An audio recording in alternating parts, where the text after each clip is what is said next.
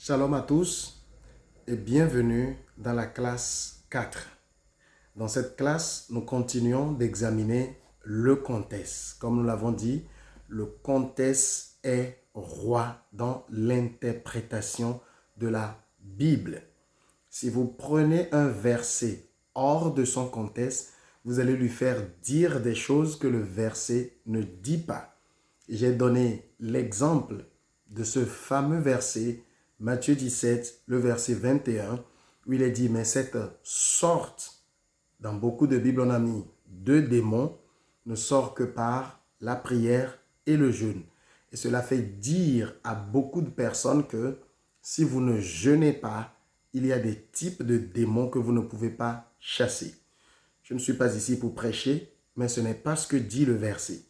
Parce que si un démon ne sort pas au nom de Jésus, ce n'est pas votre jeûne qui va le faire sortir. Et j'ai montré clairement que dans le contexte, ce verset signifie cette sorte d'incrédulité.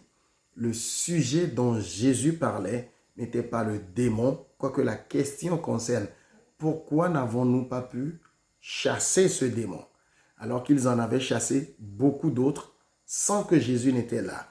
Ils étaient eux-mêmes surpris de ne pas pouvoir chasser celui-ci et Jésus leur dit, c'est à cause de votre incrédulité que vous n'avez pas pu le chasser. Ça n'a rien à voir avec votre sainteté, ça n'a rien à voir avec le jeûne et la prière, ça a tout à voir avec l'incrédulité. Et donc, pour traiter ces genres d'incrédulité, vous avez besoin de temps en temps de jeûner et de prier. C'est tout ce que Jésus enseignait dans ce verset. Mais vous allez voir que beaucoup de personnes prennent juste ce que leur Bible a écrit. C'est pour ça que j'ai dit dès la première classe que je ne peux pas comprendre moi que la Bible, surtout ce que nous avons qui n'est qu'une traduction, soit appelée parole de Dieu. Ça, ce n'est que mon avis. Je ne vous demande pas de me croire. C'est le livre que je lis le plus, mais ça a besoin d'être correctement interprété. Et nous avons vu que beaucoup de traducteurs ont ajouté le mot démon là-bas, alors que ce n'est pas ce dont Jésus parlait. Et j'ai montré dans la version Semeur que le verset 17 a été carrément enlevé. C'est la même chose dans la Bible anglaise NIV. Et je ne suis pas d'accord avec ça. Il faut rester fidèle au texte original. C'est cette sorte d'incrédulité. C'est de cela que Jésus parlait. Et donc, en parlant du contexte du verset, nous avons dit que ce sont les versets qui précèdent et qui suivent le verset que vous êtes en train d'étudier. Si vous prenez un verset, ne le prenez pas juste comme ça en disant « voici ce que Dieu dit ». Non, vous devez le prendre dans le contexte précis où il se trouve. Parce que comprenez quelque chose. Et voilà, je vais énoncer un certain nombre de règles dans l'interprétation. La Bible s'interprète par la Bible. Ça, c'est quelque chose de fondamental. La Bible s'interprète par la Bible. On ne vient pas à la Bible et après, on va aller chercher une œuvre extérieure pour interpréter ce que la Bible dit. On utilise la Bible pour interpréter la Bible. Ça veut dire quoi? Si j'ai un texte qui me paraît difficile, un verset qui paraît difficile, je dois simplement considérer ce verset dans l'ensemble où il se trouve. Prenez par exemple 1 Corinthiens. Savez-vous que ce n'est qu'une lettre que Paul a adressée à une église? Donc, lorsque Paul a commencé la salutation au début, il a écrit jusqu'à la fin. Donc, il n'a pas mis de verset, il n'a pas mis de chapitre, et c'est arrivé, les gens l'ont lu souvent d'un trait. Ils ne la lisent pas en versets. C'est nous qui avons les versets, et parfois certains se réveillent et tombent sur 1 Corinthiens 15 et lisent le verset 3 et disent « Dieu m'a parlé ». Non, Dieu ne vous a pas encore parlé.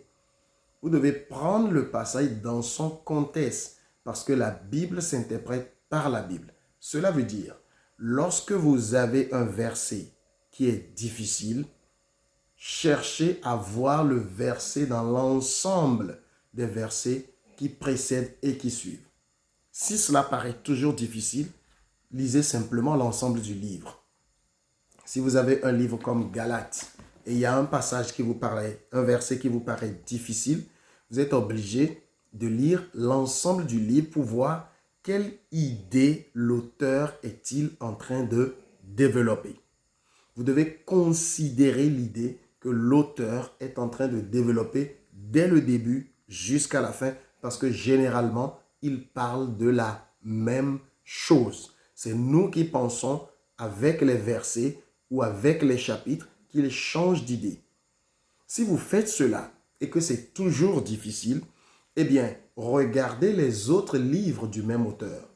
Paul, par exemple, dans la Bible, dans le Nouveau Testament, Paul a écrit 13 des 27 livres du Nouveau Testament.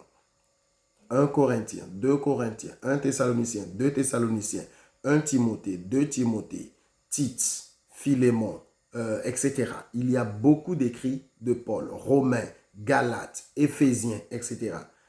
Bien souvent, ce qu'il dit dans une lettre qui paraît difficile, il a dit la même chose dans une autre lettre, peut-être plus simplement. Donc, il faut considérer les écrits du même auteur. Et si ce n'est pas toujours clair, eh bien, il faut l'étendre à d'autres auteurs. Parce que j'ai dit en classe 1 que la Bible, bien sûr, c'est une quarantaine d'auteurs, mais la révélation est la même. Elle porte en elle la révélation de Christ. C'est Christ qui est révélé dans les écrits de la Bible. Et donc, lorsque vous considérez d'autres auteurs, je cherche à voir quelque chose sur un écrit de Paul qui est difficile, je peux regarder qu'est-ce que Pierre en a dit, est-ce que Jean en a parlé, est-ce que Jude en a parlé, Jacques en a-t-il dit quelque chose, les évangiles, Jésus même a-t-il touché cela. Ça me permet d'avoir globalement une idée de la chose. Donc vous voyez que du début jusqu'à la fin, je suis toujours lié à la Bible. Je ne prends pas la Bible et dès que quelque chose paraît difficile, je vais courir pour aller chercher des commentaires. Les commentaires bibliques ne sont pas la révélation de Dieu. Ce n'est que l'approche d'une personne par rapport à un texte. Et bien souvent, les gens approchent les textes sur la base de leur propre compréhension ou de leur propre théologie. Vous allez voir par exemple que certains versets, si vous êtes avec les baptistes, ils traduiront cela différemment. Si vous êtes avec les pentecôtistes, ils le traduiront différemment. Si vous êtes avec les catholiques, les protestants, etc., ils le traduiront différemment selon leur courant religieux. Mais ce qui est important, c'est de regarder ce que la Bible dit d'elle-même. Parce que le principe, c'est que la Bible s'interprète par la Bible. Je ne dis pas de ne pas faire recours aux commentaires. J'ai des commentaires bibliques. Ma capture que j'ai montrée en classe 1 est remplie de commentaires. Mais avant de venir aux commentaires, j'ai proprement étudié moi-même le test. Je me suis fait mon idée du test et je peux considérer un certain nombre de commentaires pour voir si l'idée que j'ai du test est celle qu'ils ont ou bien eux et moi, nous ne sommes pas sur la même longueur d'onde. Donc, n'oubliez pas, les commentaires ne sont pas la parole révélée. C'est la Bible qui contient la parole de Dieu et c'est elle qui révèle la pensée de Dieu. Et donc, vous devez impérativement rester le plus longtemps possible dans la Bible. Et n'oubliez pas, dans l'interprétation, le Saint-Esprit joue un grand rôle. Il vient vous éclairer pour comprendre ce qui s'est passé, ce que Dieu a voulu révéler en disant telle et telle chose. Que le Seigneur vous bénisse pendant que vous êtes en train d'appliquer ces méthodes et vous allez voir si vous les appliquez bien, elles seront faciles pour vous. Je vous retrouve dans la classe 5. Je prendrai encore un autre exemple d'un test accepté d'une certaine façon et nous allons appliquer le contexte pour voir ce qui est dit Soyez bénis. Amen.